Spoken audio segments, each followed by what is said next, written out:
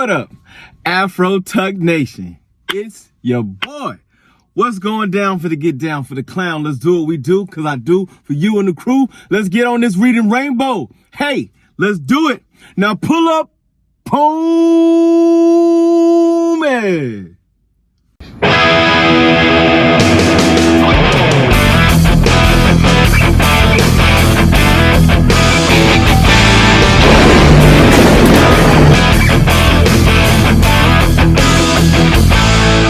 What up, Afro Tuck Nation? It's your boy, T3 Geek Town. Let's get down. But before we do that, don't forget to like, subscribe, share, comment, come talk to your boy. Conversations need to be had on this reading rainbow. So, if you remember last time when we was doing Absolute Superman, we was at book 2. So, we're in book 2. Lois Lane has handcuffed Superman. You know what I'm saying? He ain't coming across the name Superman yet. He's still going by the name Kal-El. We've talked about that his suit is actually a live interactive suit. So he doesn't have the whole cape situation going on yet. Right now, it's just formulating around his body. It helps him absorb the sun because he hasn't quite been able to absorb the sun naturally like he was in the past. Basically, one part was Superman grew up on Earth in the regular Superman universe, which means he's had his whole life to absorb solar energy. This time, he hasn't been on Earth. We don't know how long yet. So he's absorbing solar energy, but he hasn't absorbed it at the same rate that he did as a child into an adult. Because when he comes into the game, he's still older, much older, based on the history that we've learned through the comic books. Because he still grew up at least to the age of a teenager onto the planet of Krypton. Krypton had not been destroyed yet.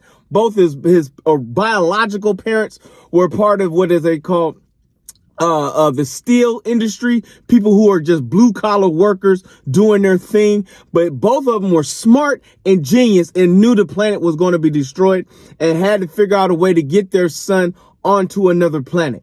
So with that being said, Superman, aka Kal-El, has been just traveling the world, just trying to mind his business, helping people along the way. But we know how that goes on a day-to-day basis when people be out there just out there doing wrong, always out. The Lazarus Corporation is run by your main Brainiac. And at this point, Lois is an agent for the Lazarus corporation or project. Lazarus means bring back from the dead, based on biblical instance. If you didn't know, go read about it.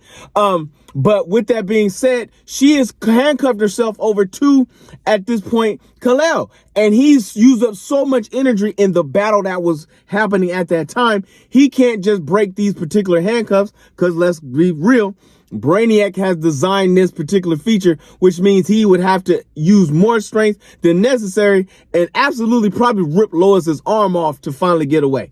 So he has to use what is called the sand, and the sand comes off like a shield, a red dust, like a shield around. It looks like his cape, but it's not actually his cape. It is just a dust that the suit is emulating to perform shielding things, protecting things, absorbing things. The suit can come alive and is on the way trying to figure out how to get the handcuffs off of Superman at that particular time. And of course, Lois being Lois is like, if you just stand down, we can move on with life. And he's like, man, no, your people out here acting a fool and cutting up, and I got to do what I got to do to protect them and myself and you, even though you got me handcuffed on this situation. Now they are blasting him, shooting him, and he's not going down because he's Superman.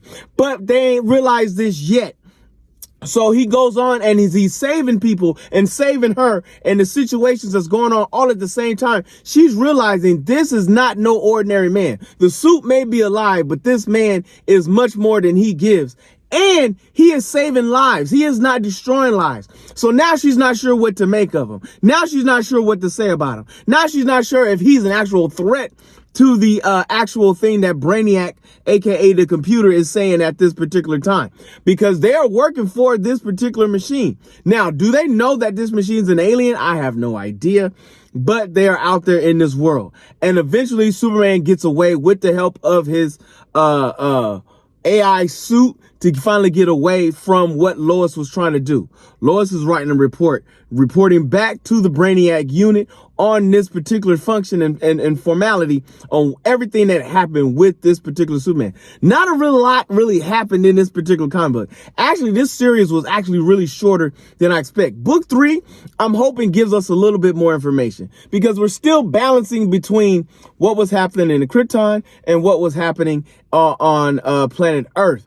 But what I do and can say is it's a little interesting. It's running slower than the Batman series and not as quick pace. Wonder Woman seems to be the only one that seems to be trending in an onward, forward space at this particular time. So I don't have a lot to say. Again, Wonder Woman, Absolute Wonder Woman has been the best of the 3 series. I'm hoping to stop by the comic book store on the way home to continue with that Blade series because I'm hoping that one's a little bit more fast paced. We are 2 books behind because people didn't set aside my comic books like they were supposed to. But I ain't judging. I ain't mad. I'm just happy to get a hold of it. So hopefully we'll run into Blade Bloodline and get into that series a little bit more. This is all I have right now for the Reading Rainbow. How many Afro picks am I giving it so far? Right now, out of the 3, I told you Wonder Woman is the best. The Batman and the Superman are both getting like 2.5 Afro picks. Wonder Woman is getting a 4. So I will see what happens because again, they're only a 5-part series and we're almost done with Wonder Woman and Batman. We're down to the last 2 books I want to say for Batman, the last 3 for Wonder Woman, and the last 3 for Superman.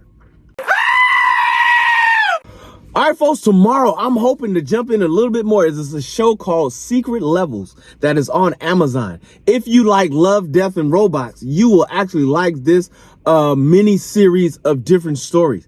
I have to say, I'm about 5 episodes in and only one of them have I already cut off my list, but 4 out of 5 ain't bad at all. I'm looking forward to the rest of these and hoping to talk to you more about it tomorrow on Afro Tug Nation. But until then, my friends, if you see your mans in the streets, hit them with the beats. Hit them with a jingle jangle, baby. Jingle jangle.